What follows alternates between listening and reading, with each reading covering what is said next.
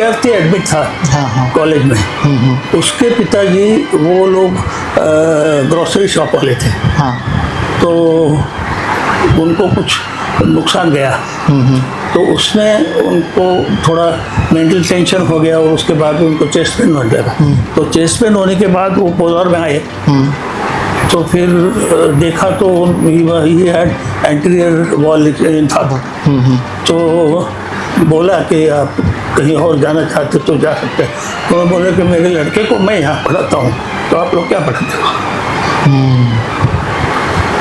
तो जो भी होगा यहाँ करो। तो उस टाइम पे पोदार का माहौल कैसा था? बिकॉज मैं भी एक पोदाराइट हूँ, मेरा भी पीजी पोदार से हुआ है।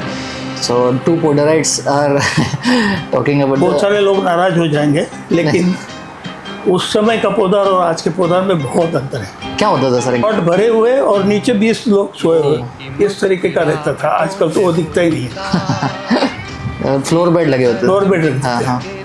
ये रहता था कि एक्यूट में क्या कर सकते। हाँ, राइट। और अंतरकज जी उसमें गाइड भी करते थे, और वो खुद भी करते थे कि एक्यूट जो डिसीजेस है उसमें हम लोग आयुर्वेद के बारे में क्या कर सकते हैं। उस जमाने में ब्राउन शुगर का एडिक्शन बहुत ज़्यादा था, तो ब्राउन शुगर और अल्कोहल दोनों में हम लोग काम करते थे।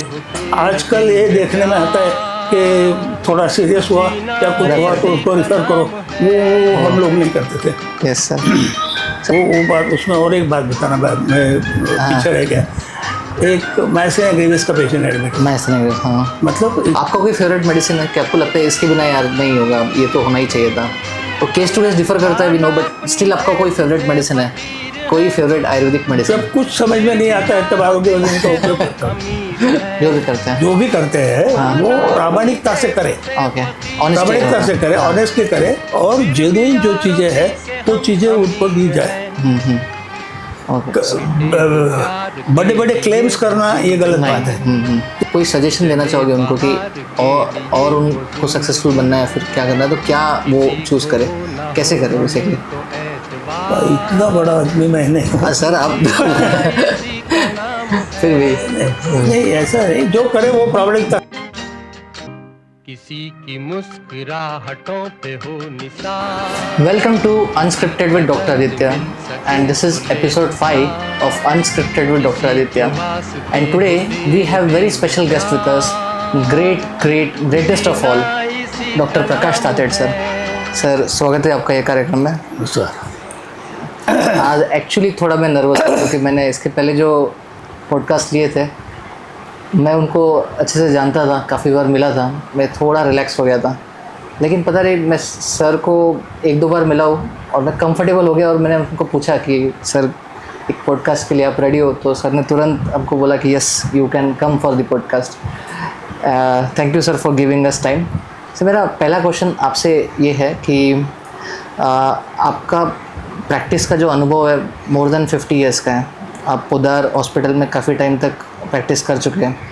36 ईयर्स। 36 ईयर्स का है। I was in teaching for 36 years for teaching कर चुके हैं सर। इतना आपका एक्सपीरियंस है, तो ये जर्नी सर स्टार्ट कैसे हुआ? आप कहाँ से आए और पोदार में एडमिशन कैसे हुआ? देन फिर कैसे?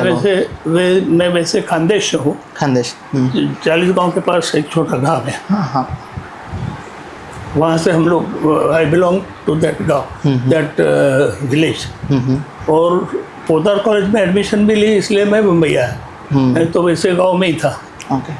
एसएससी तक का पढ़ाई वही हुआ, और बाद में फिर एक वर्ष में जलगांव में था, और एक वर्ष उस समय इंटर साइंस के बाद एडमिशन हुआ करती थी।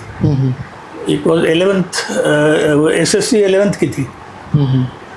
अभी जैसे एसएससी 10वीं की है, वैसे उस समय 10वीं की नहीं थी, 11वीं में एसएससी हुआ करते थे। तो इंटर साइंस होने के बाद पोदार कॉलेज में एडमिशन मिला, इसलिए पोदार में आया।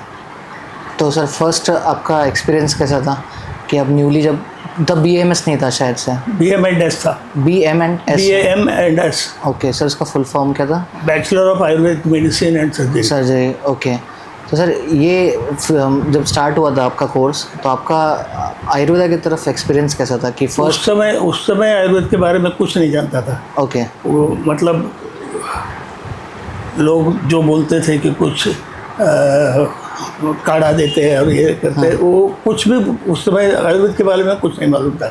अच्छा। ये तो टीचर्स की देन है कि वो उस क्षेत्र में हम लोग आ गए। हाँ हाँ, नहीं सर एक्चुअली सबका जो स्टोरी होता है वो अगर वो फ्लरिश हो रहा है, वो लोग बड़े हो रहे हैं, तो टीचर्स का कहीं ना कहीं उनमें हाथ होता है।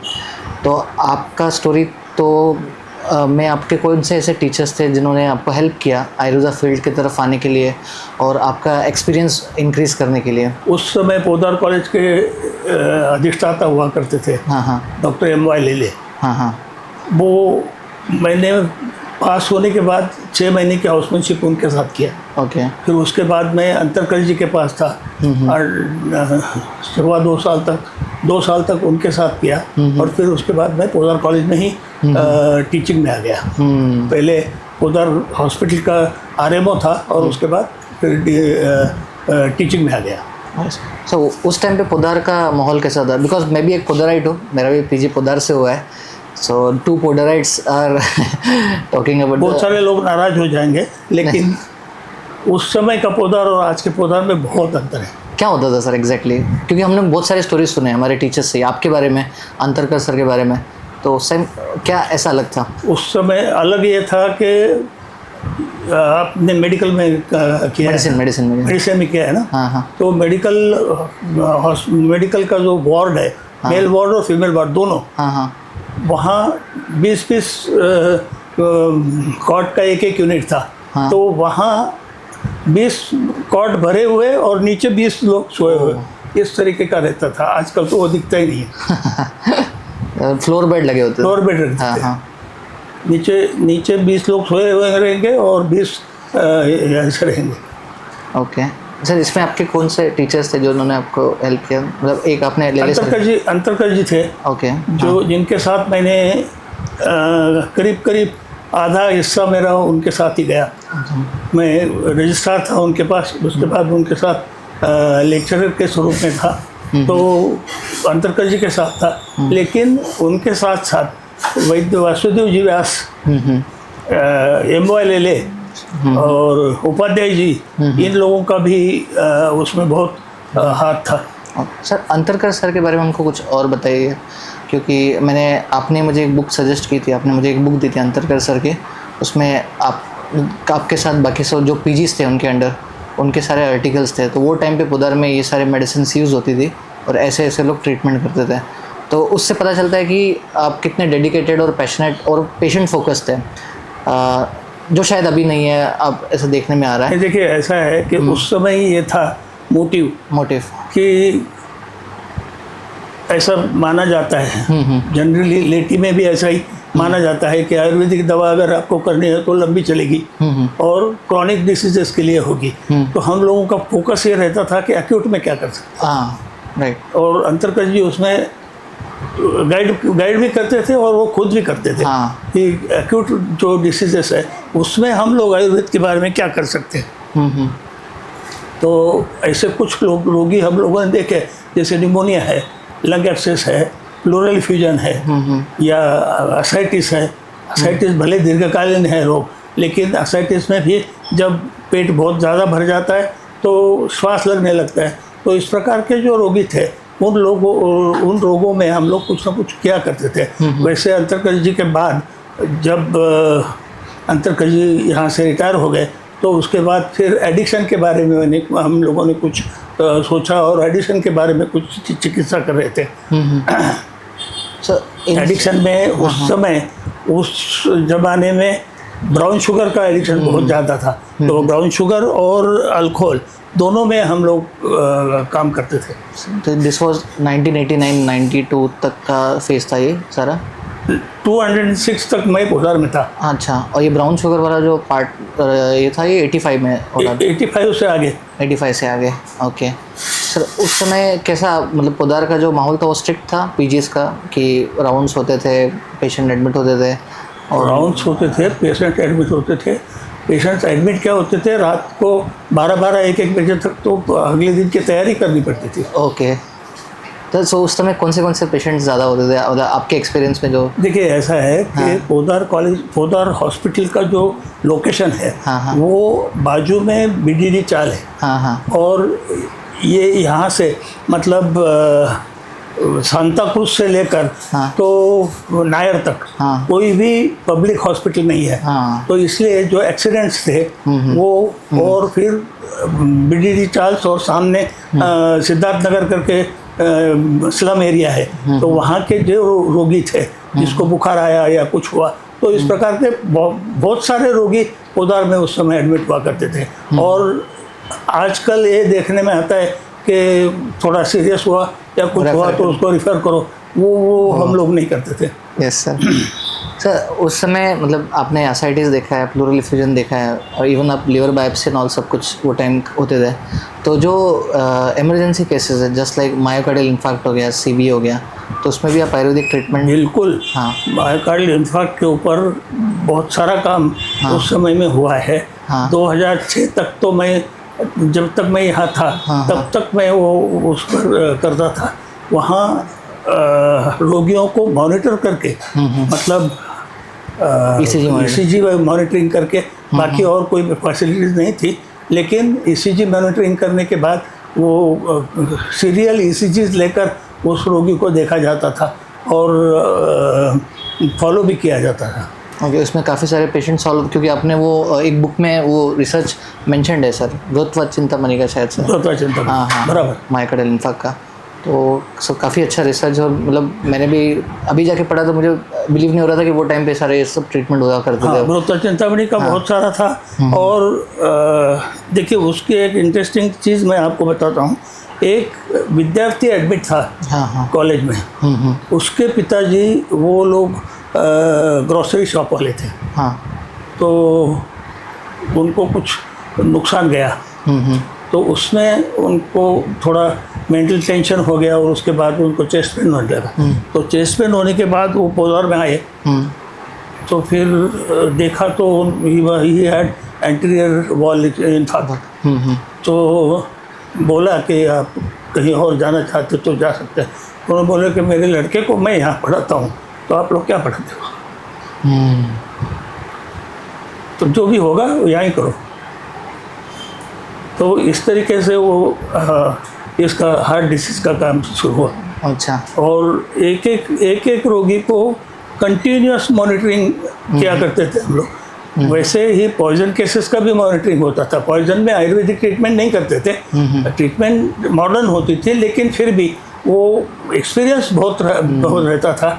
मुझे आज भी याद है, एच.बी. सिंह और मैं, एच.बी. सिंह उस समय जूनियर थे, एच.बी. सिंह और मैं 3 दिन तक एक रोगी को लेकर 3 दिन तक रात दिन उसी रोगी के पास बैठे हुए थे। आप बिलीव नहीं करेंगे, लेकिन करीब करीब 50 लीटर यूरिन उसका निकला है। इतना फ्लूइड उसको दिया गया, और उसके साथ लैसिक्स और मैनेटॉल देकर उसको निकाला गया। तो इस तरीके से ये रोगी ठीक भी हो, और वो रोगी ठीक भी हुआ। ओके सर, और ऐसे कोई आपके बेस्ट केसेस है जो आप हमको बताना चाहोगे? Because people wants to know कि देखिए ऐसा है कि मैं एक बहुत खुशनसीब व्यक्ति हूँ। सीनियर्स और जूनियर्स दोनों से जितना सहकार मुझे मिला है शायद ही किसी को मिला होगा। जब मैं पास होकर हाउसमैन बना तो उस समय जो अधिष्ठाता थे उनका मैं हाउसमैन था। अच्छा। और रजिस्ट्रार नहीं था। लेले सर का। हाँ, रजिस्ट्रार नहीं था। और एक बहुत बड़े पेट वाली बाई एडमिट थी, उसको एसाइटिस था, तो उसको श्वास लगने लगा। उसका राउंड पर आए तो उन्होंने बोला कि अरे यार तो काढ़ावा लगे। तो बोला सर ये तो कभी केले नहीं है ना। मैं क्योंकि उस समय इंटर्नशिप वगैरह कुछ नहीं थी, और टीबी तो भी ये सब कोई नहीं करता था। तो मैं बसलो खाली कर, मैं नीचे बैठा हूँ, तुम करो। तो फिर मैंने जाकर बुक देखा किस तरीके से किया जाता है, और उस हमारे यहाँ भी बताया गया है कि वाम पार्श्वित्व अधोन आदि तत्वांच गाले, तो गाले लेकिन कैसा गाले। तो ये सब प्रोसीजर जो है वो प्रोसीजर उस समय पढ़कर और फिर थरथराते हुए हाथ से उसको ड्रेन तो किया और करीब 11 litres of fluid was relieve. तो ऐसे ऐसे एक एक बात शुरू हुई। वैसे ही अंतरकर्जी की भी एक बायलैटरल दोनों अपाइसिस में लंग एक्सेस था और 12-13 साल का लड़का था और 105 106 टेम्परेचर रहता था और 150 के ऊपर उसकी पल्स रेट जाती थी, श्वास भी उतना ही लगता था। तो ऐसे रोगियों को हमारे यहाँ बताया गया है कि वो मुहुर्मुहु उनको देना चाहिए। तो बाद में ऐसा हुआ कि ये रोगी बचने वाला नहीं है, शायद ही बचेगा।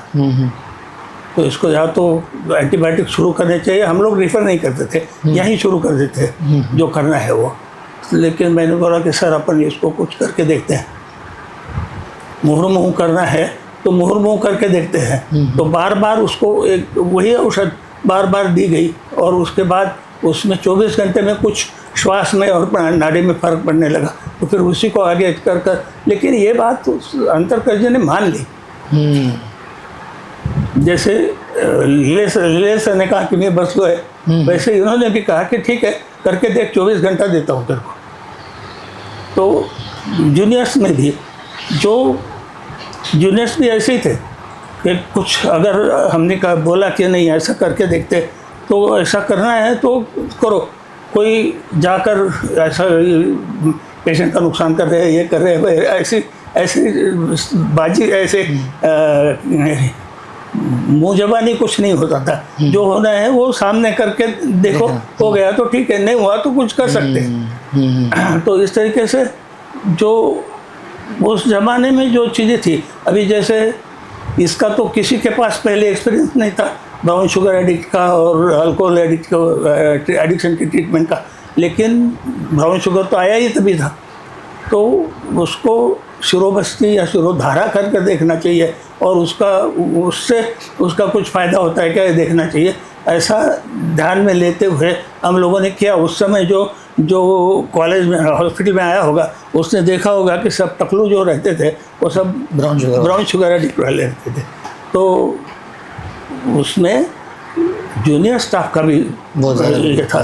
जूनियर स्टाफ भी ये, क्योंकि ये जो एडिक्शन वाले हैं ये तकलीफ देने वाले होते हैं। वो 2-2 मिनट में सिस्टर को आवाज़ देंगे, ये करेंगे।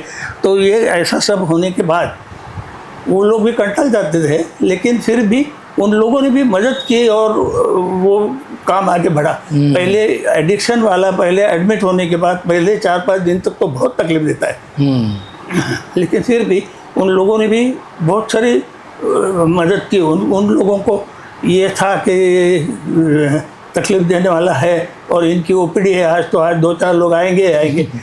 तो लेकिन चलता रहा। सर, आपके जूनियर पीजीज में से आप किसका नाम लेना चाहोगे कि वो आपके साथ थे थ्रू आउट दिस फेज? जैसे आप सीखते गए वैसे वो आपके साथ ही सीखते गए? मेरे साथ HB सिंह मेरे साथ थे। HB सिंह सर, अंकुश जाधव थे। हाँ। और एक आमोद कुलकर्णी करके था, वो भी हम लोगों के साथ था। ऐसे बहुत सारे लोग थे जो, लेकिन जितने जूनियर मेरे साथ रहे उन लोगों ने कभी ऐसा नहीं कि हम ऐसे ही क्यों करें। ऐसे ही क्यों करना है ये पूछना अलग है, लेकिन ऐसा ही क्यों करें आप कहते हैं इसलिए हम नहीं करेंगे, ऐसा कभी हुआ नहीं। ओके, तो आपको सपोर्ट? हाँ, मतलब जूनियर सीनियर दोनों से सपोर्ट मिलता रहा। सीनियर्स में से सर कोई नाम आप? मैंने दिया अभी सीनियर पीजीज में सबसे सीनियर तो HB सिंह ही है। अच्छा, हाँ, ओके सर।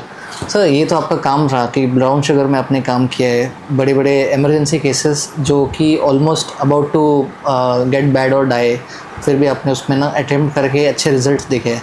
तो इन सब के पीछे आपको क्या लगता है कि आपका ये थॉट था कि अब मैं इतना ज़्यादा पैशनेट हूँ कि मैं करके ही रहूँगा, कि वो ऑब्सेशन बैठ गया था आपके?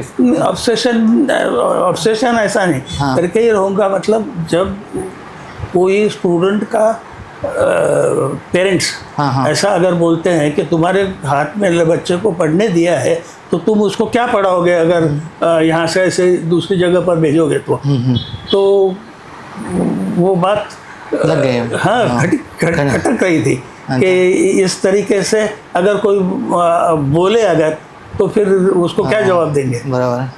नाइस। सर ये तो आपका पोस्ट ग्रेजुएशन और हाउसमैनशिप का बात हुआ, फिर उसके बाद क्या जर्नी चालू हुई? फिर आप टीचिंग में तुरंत ये टीचिंग में ही सब हुआ। टीचिंग में सब हाउसमैनशिप और वो तो 2 ही साल का। 2 ही साल का ना। ओके, सो फिर टीचिंग में आप पुदार में ही पुदार में ही टीचिंग में पहले मैं 2 साल तक हॉस्पिटल में आरएमओ था और उसके बाद टीचिंग में आया। ओके, तब प्राइवेट प्रैक्टिस भी थी। ओके, सो तो इसके साथ सर हमारा ये फर्स्ट राउंड था कि आप इंट्रोडक्टरी राउंड था कि आप कहाँ से हो और कैसा आपका जर्नी स्टार्ट हुआ, एंड ये सब स्टार्ट होने के पीछे आपको किसने हेल्प किया। जो टीचर्स का आपने नाम लिया वो हमने उनका नाम सुना है सर, आपके बुक्स और आपके आर्टिकल्स में भी पढ़ा है, लेकिन आज आप बोल रहे हो तो मुझे वो परफेक्टली इमेजिन हो रहा है कि उस ज़माने में सब देखो ऐसा है। वो बात उसमें और एक बात बताना, मैं पीछे रह गया।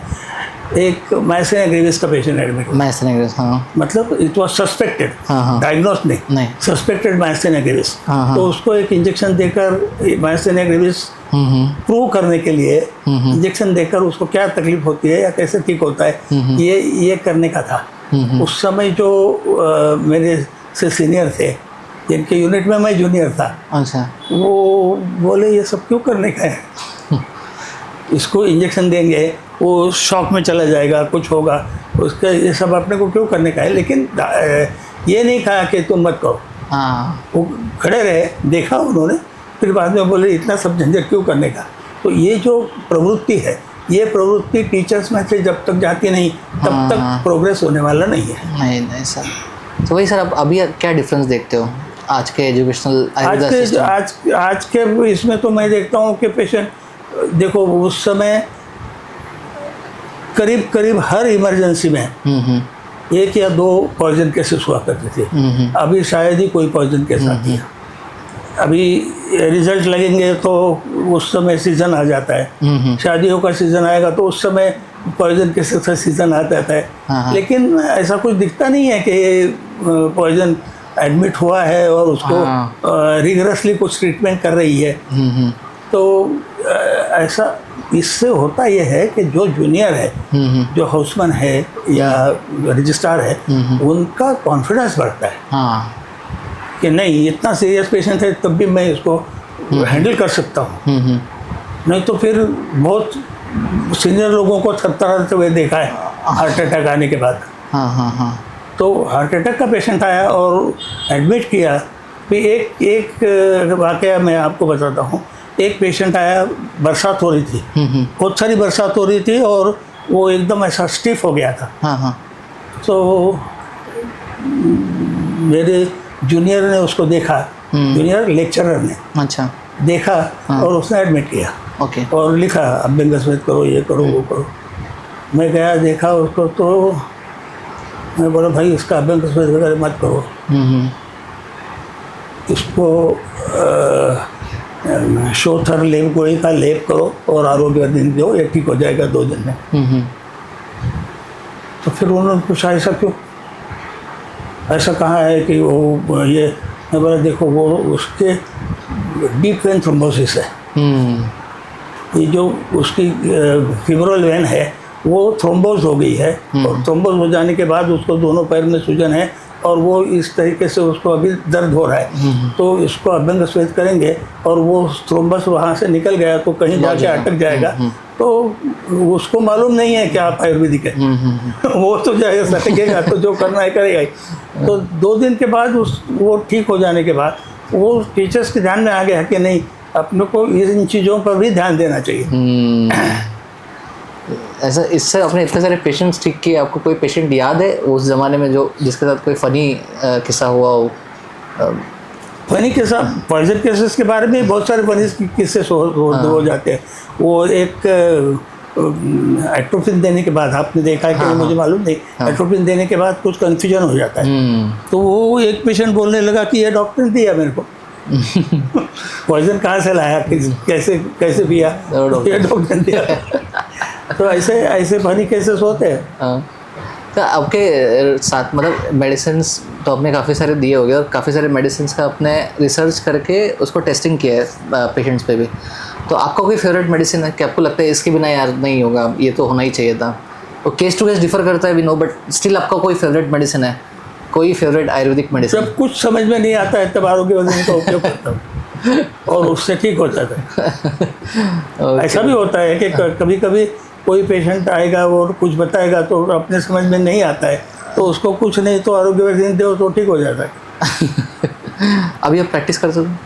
मैं अभी बहुत कम करता हूँ, घर पे कोई आया तो उसको देखता हूँ, बाकी मतलब प्रैक्टिस के लिए कोई कहीं जाता नहीं। हाँ, आपका health and all is perfect? ठीक है अभी।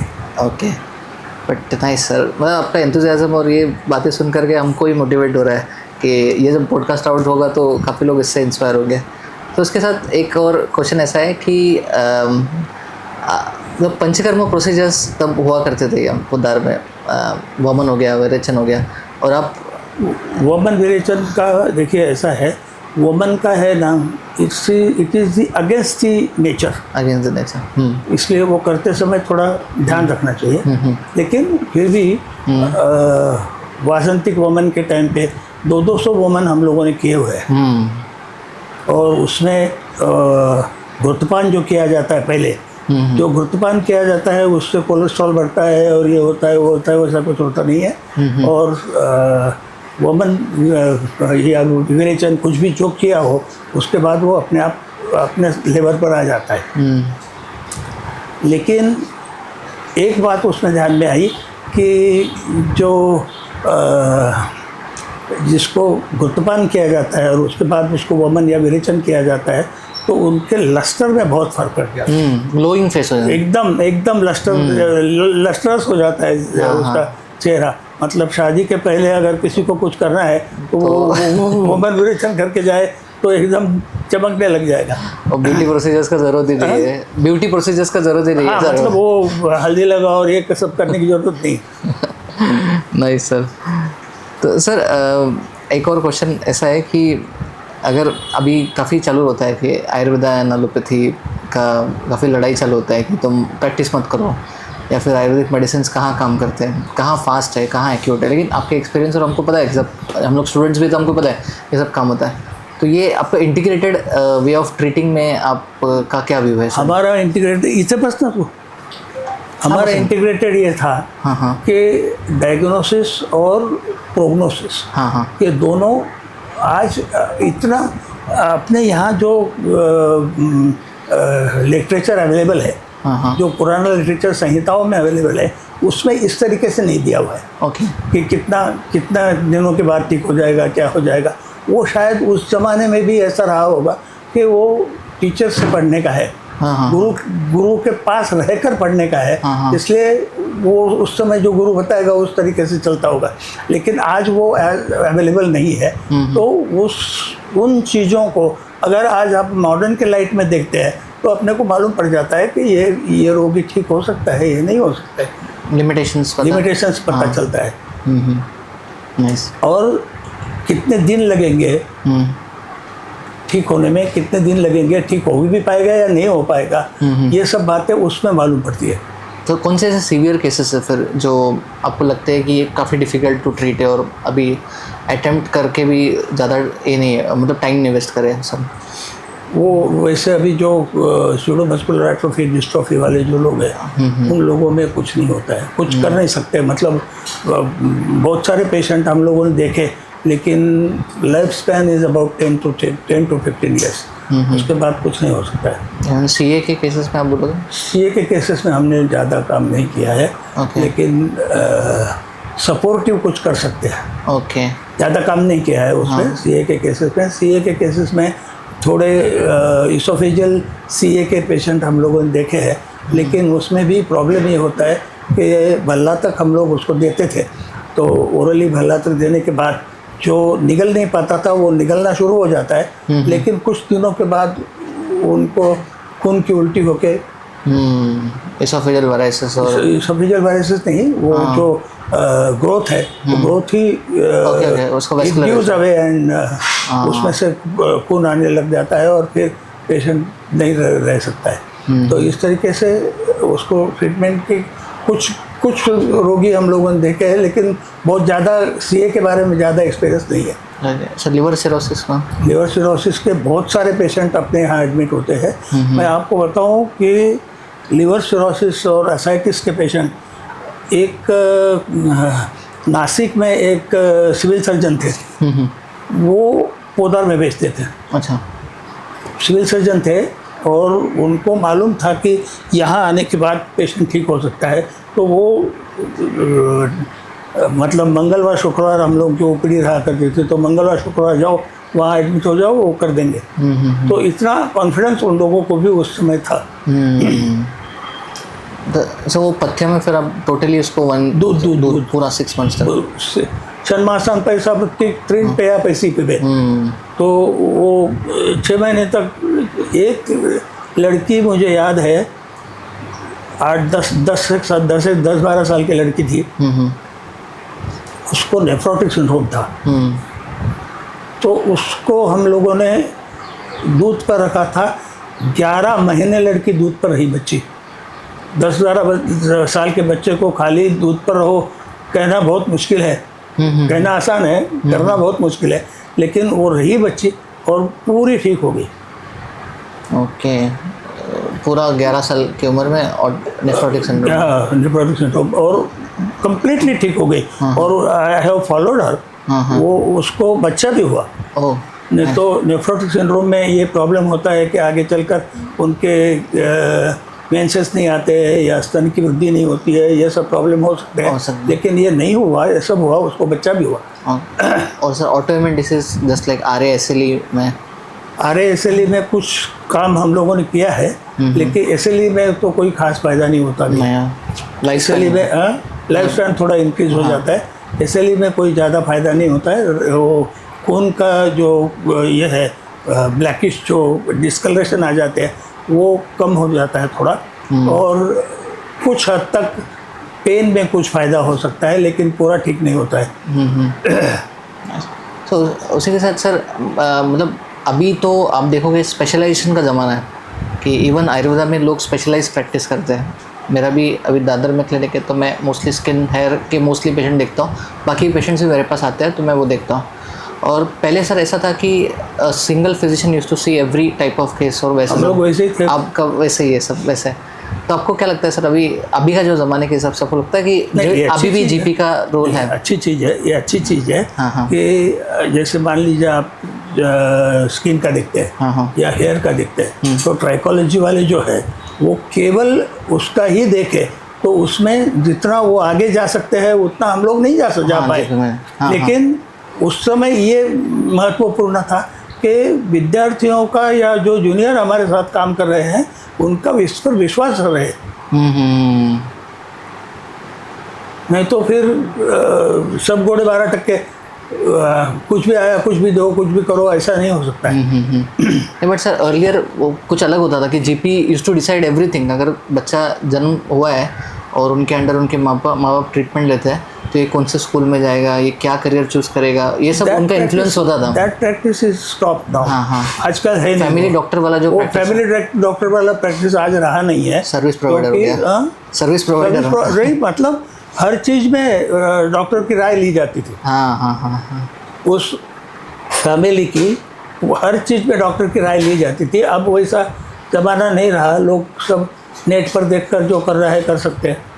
ऐसा आपको क्या लगता है सर अभी आगे जो स्पेशलाइजेशन आने वाला है नेक्स्ट 10 years में, जो आयुर्वेद का समय और बड़ा होने वाला है, तो उसमें आपको क्या लगता है कौन से सिस्टम में स्पेशलाइज करके लोग बहुत ज़्यादा आगे जा सकते हैं? नहीं, that will depend upon the experience of the person. Okay, किसको, जैसे मान लीजिए आप डर्मेटोलॉजी में कर रहे हैं, तो अगर आपको उस क्षेत्र में आगे बढ़ना है तो उस पर वो निश्चित रहेगा। कुछ जैसे देखिए अभी आप केरल में अगर जाएंगे तो सर्पदोष के पेशेंट को भी आयुर्वेदिक ट्रीटमेंट से ठीक करते हैं, हॉस्पिटल से बड़े बड़े। तो इस तरीके से जो चीज़ें हैं वो क्या उसको बोलते हैं कि उस व्यक्ति के हिसाब से चलेगी। तो ऐसा कोई सिस्टम फिक्स नहीं है, वो डिपेंड करता है इंडिविजुअल पे। इंडिविजुअल पे डिपेंड करता है ऐसा। लेकिन अभी देखिए कुछ लोग हैपाजार्ड कर रहे हैं, केवल हर चीज़ में जलों का करेंगे, हर चीज़ में एक ही दवा देंगे। एक ही दवा से अगर सब चीज़ ठीक होती तो फिर इतना सब तुरंत क्यों लिख के रखें? तो आजकल sir it was not expected also. Yes, आजकल सर आयुर्वेदिक प्रैक्टिशनर्स या फिजिशियंस आप देखते होंगे, बड़े बड़े पैकेजेस दे सेल, उनका system of treatment of medicine अलग हो गया कि वो पहले पंचकर्मा ट्रीटमेंट करके उनको देना चाहते हैं। देखिए पंचकर्म में भी अब ऐसी बातों पर कमेंट नहीं करनी चाहिए, लेकिन पंचकर्म में भी ज़्यादा से ज़्यादा तो अभ्यंग स्वेदी होता है। वमन विरेचन या बस्ती कुछ लोगों में होता होगा, लेकिन वो बस्ती भी क्लासिकल बस्ती नहीं है, एनीमा है। तो इस तरीके से जो पंचकर्म का बोल रहे हैं वो अभ्यंग स्वेदी ज़्यादा होता है। सो फिर अब अभी न्यू प्रैक्टिशनर्स जो है या फिर जो आयुर्वेदिक फिजिशियंस अभी प्रैक्टिस कर रहे हैं और वो लॉजिकली प्रैक्टिस कर रहे हैं, विद प्रिंसिपल्स प्रैक्टिस कर रहे हैं और लॉयली प्रैक्टिस कर रहे हैं, तो उनके लिए आप 3 ऐसे कौन सा एडवाइस देना चाहोगे हमारे पॉडकास्ट के थ्रू कि ये आयुर्वेदिक फिजिशियन में ये क्वालिटी या फिर ये ऐसे सब होना चाहिए, अगर ये करोगे तो जो भी करते हैं वो प्रामाणिकता से करें। ओके, प्रामाणिकता से करें, ऑनेस्टली करें और जेन्युइन जो चीज़ें हैं वो चीज़ें उनको दी जाए। बड़े बड़े क्लेम्स करना ये गलत बात है कि हमने ये किया और वो ऐसा हो गया, ये ऐसे जो करते हैं वो गलत बात है। और उससे जैसे मान लीजिए अभी एक टीवी पर एडवर्टाइजमेंट आती है कि खाली श्वसन से हम लोग डीप ब्रीदिंग करने से हम लोग डायबिटीज़ ठीक कर सकते हैं। तो इस तरीके के प्रचार करना ये गलत है, क्योंकि इस तरीके का प्रचार करेंगे तो वो रोगी आगे जाकर बेचारा सीरियस हो जाएगा और फिर जो थोड़ा बहुत सा फेथ उसने दिखाया है वो भी बंद हो जाएगा। तो जब एक ऑनेस्टी उसमें होनी चाहिए। हाँ, और लेकिन आप कोई सजेशन देना चाहोगे उनको कि और उनको सक्सेसफुल बनना है फिर क्या करना है, तो क्या वो चूज़ करे, कैसे करे बेसिकली? इतना बड़ा आदमी मैं नहीं। सर आप फिर भी नहीं ऐसा नहीं, जो करे वो प्रामाणिकता से करे बस। यस। आपको नए डॉक्टर्स में आजकल कॉन्फिडेंस दिखता है कि और कॉन्फिडेंस? कुछ हद तक दिखता है, कुछ हद तक और कॉन्फिडेंस भी दिखता है, लेकिन कुछ लोगों को उनकी गलती नहीं है। कुछ जो टीचर्स हैं या जो बाहर प्रैक्टिस करने वाले लेकिन टीचिंग में आकर या टीचिंग इंस्टीट्यूशंस में जाकर कुछ ना कुछ बताते हैं, वो अगर बहुत एक्स्ट्रा वैगेंट बताते हैं तब तो फिर वो चीज़ें उनके दिमाग पे फिट बैठ जाती है और फिर उनको लगता है कि नहीं ऐसा करेंगे तो ऐसा हो जाएगा। तो ऐसा होता नहीं है। जो है वो प्रामाणिकता से और अपनी जो सिस्टम है उस सिस्टम को ध्यान में रखते हुए करना चाहिए। Right sir. नहीं सर, इसके साथ हमारा सेकंड और थर्ड राउंड भी ख़त्म हुआ है। अभी हम लोग लास्ट राउंड की तरफ, इसमें रैपिड फायर होता है, तो मैं आपको फटाफट क्वेश्चंस पूछूंगा, आपको बस 1 या 2 वर्ड में या फिर 1 सेंटेंस में उसका आंसर देना है, चलेगा? So can we begin with rapid fire? अभी तक का पॉडकास्ट सर काफ़ी अच्छा है, तो एक शब्द आयुर्वेद के लिए, one word for Ayurveda. One word for Ayurveda is the best answer. आपका कोई फेवरेट सब्जेक्ट यूजी और पीजी के डेज में? चिकित्सा, मेडिसिन। ओके। सबसे ज़्यादा अंडररेटेड मेडिसिन जिसको ज़्यादा यूज़ नहीं करते लेकिन वो बहुत अच्छा मेडिसिन है? आरोग्य। ओके। आपकी सुबह की पहली आदत? कुछ खास नहीं अभी। मॉर्निंग रूटीन नहीं? तब आप 6 AM उठते? तब आपके नहीं, थोड़ा मेडिटेशन करते हैं। हाँ। और फिर बाद में अपना रूटीन शुरू। ओके। एक किताब जो हर वैद्य को पढ़नी चाहिए, हर डॉक्टर को पढ़नी चाहिए, एक ऐसी? वो आज मिलना मुश्किल है बल्कि। कौन से? एक राजवाड़े अठोले येगो जोशी की एक किताब आया करती थी पहले। राजवाड़े अठोले येगो जोशी। ओके। ऐसे एक चिकित्सा की बुक थी, व्याधि विनिश्चय करके। वो पुस्तक बहुत अच्छी थी। ओके। सबसे बड़ा आउट ऑफ प्रिंट। ओके। लेकिन उसमें सारे मेडिसिन और ट्रीटमेंट अप्रोच लिखा है। काम के अलावा आपको पसंदीदा शौक कौन से, कि आप अगर डॉक्टरी मतलब आपका मेडिसिन प्रोफेशन फॉलो नहीं कर रहे तो क्या करते हो आप बाकी टाइम में? खास नहीं करते। टीवी वगैरह? टीवी लेकिन बाकी और कुछ नहीं करता। जब आप डॉक्टर नहीं होते क्या होते हैं? वकील होता। आपको पसंद है लॉयर? आपका कोई? कुछ दिनों तक मैंने अगत तंत्र भी पढ़ा है, मतलब व्यवहार आयुर्वेद पढ़ा है उसमें। हाँ, लीगल एप्स। ऐसा सर, आपका कोई पसंदीदा भोजन जो आपको ऑल टाइम फेवरेट है? ये खिचड़ी। Okay okay. जीवन का एक मंत्र आप जो सबको देना चाहोगे? डॉक्टर नहीं, बाकी सबको भी आप एक मैसेज आप सबके लिए। तो जो भी काम करते हैं वो प्रामाणिकता से करो, ऑनेस्टी से करो। ओके। सबसे बड़ी उपलब्धि जो आपको सबसे प्यारी लगती है अभी तक की, सबसे बड़ी रिवॉर्ड आपको जो सबसे अच्छा लगता है? क्या मतलब अवार्ड? हाँ, सबसे बड़ा कोई एक रिवॉर्ड या फिर उपलब्धि आपको जो मिली है, जो आपको सबसे करीब लगती है कि ये मैंने अचीव किया, ये सबसे। क्योंकि मैं आपके प्रोग्राम में आया था, ब्लड डोनेशन सोसाइटीज़ के बारे में सुना मैंने, कितना कुछ सुना कि आपने वो टाइम पे कितना कुछ काम करके रखा है एडिक्शन में बहुत सा। वो टाइम सबसे ज़्यादा उपलब्धि मेरे विद्यार्थियों का विश्वास। ओके। ऐसे कोई सर फिजिशियंस आप नाम लेना चाहोगे कि आज वो यंग है लेकिन आगे जाके वो बहुत बड़ा कुछ करने वाले हैं? ऐसे 2-3 फिजिशियंस। ऐसा किसी का नाम बताना ठीक नहीं है, क्योंकि आपका नाम बताया तो दूसरा नाराज हो जाएगा। मैं को चलेगा सर। ओके। एक चीज़ आप बदलना चाहेंगे आयुर्वेद एजुकेशन में? आयुर्वेद एजुकेशन में एक चीज़ आपको अगर चेंज कर, क्योंकि आप काफ़ी टाइम से ये फील्ड में, टीचर्स बदलने पड़ेंगे भैया। मतलब क्या उनमें चाहिए था अलग? आज देखो, मैं आपको बताऊं कि जब मैं विद्यार्थी था, और उस समय इंटीग्रेटेड कोर्स था, मतलब 70% मॉडर्न और 30% आयुर्वेद, फिर भी एक एवरेज विद्यार्थी के 250-300 श्लोक पाठ रहते थे। आज टीचर्स के भी नहीं है। बहुत बुरी बात है, लेकिन है तो है। ये है सर। शोधन या शमन, आपको कौन सा ट्रीटमेंट? शमन से ही ज़्यादा ये करना चाहिए, क्योंकि शोधन हर एक को करना संभव नहीं है।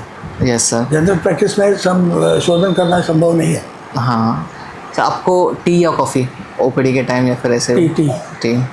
ऑनलाइन कंसल्टेशन या ऑफलाइन? तो आप काफ़ी ऑफलाइन में गया सर, मैं तो ऑफलाइन ही गया। ओके। क्लिनिक सेटअप या फिर हॉस्पिटल सेटअप, क्या ज़्यादा अच्छा है? हॉस्पिटल सेटअप अच्छा है, लेकिन क्लिनिक सेटअप में तो चलना पड़ेगा। ओके। एक अभी सीनियर डॉक्टर जिनके अंडर सबको काम करना चाहिए, सीखना चाहिए अभी के टाइम का, अभी के टाइम? ऐसा बताना बहुत मुश्किल है। Nice sir. सर, आपका कोई बेस्ट फ्रेंड है ये फील्ड में? क्योंकि अब मैंने आपको देखा, आप ज़्यादा स्टूडेंट्स के साथ ही ज़्यादा टाइम गुजारे हो। मैं और स्टूडेंट से भी आपके काफ़ी सारे किस्से सुने हैं कि आप खाना वाना भी सब साथ में ही खाते थे, और कोई अगर पानी पी रहा है या फिर खाना खा रहा है इधर उधर, लेकिन इमरजेंसी आई है तो आप उनको साथ लेके। तो कोई आपका best friend in the field, 1-2 नाम बताने हो आपको, बाकी सब नाराज़ ना हो ऐसे? नहीं, ऐसा नहीं है। बहुत सारे हैं, लेकिन कुछ लोग जो काम में साथ में रहे, उसमें HB सिंह है, हीरो सोलंकी है, तो ऐसे जो लोग हैं, या राजेश गुप्ता है, इस तरीके के जो लोग हैं, वो लोग हरदम साथ में रहे। Nice sir. अच्छा लगा सर आपको मिलके, और काफ़ी समय के बाद मैं आपको मतलब लाइव मिला हूँ। इसके पहले 1 साल पहले हम लोग ने एक प्रोग्राम में आपके लेक्चर के लिए मैं आया था, एंड आपने सारे क्वेश्चंस इतने अच्छे आंसर दिए। आई एम श्योर कि ये पॉडकास्ट के बाद बहुत सारे यंग डॉक्टर्स जो जस्ट प्रैक्टिस चालू किए वो आपसे इंस्पायर होंगे। क्योंकि मैं पोद्दार के बारे में हमेशा बताता हूँ ना, तो मुझे, या फिर मैं सुनता हूँ पोद्दार के बारे में, तो आपका नाम आता ही है कि तातेड़ सर के टाइम ऐसा होता था, तातेड़ सर ने ये डायग्नोसिस किया था। इवन भास्कर सर से मैं काफ़ी बार आपका, भास्कर मेरे साथ काम कर चुके हैं। हाँ। तो बहुत सर, आप मेरे पॉडकास्ट में हमको अलाउ किया, 1 सेकंड में आप रेडी हो गए इसके लिए। So thank you so much, thank you for coming. Thanks. चलो। बेकरार करके हमें यूं न जाइए, आपको हमारी कसम लौट आई। बेकरार करके हमें यूं न जाइए,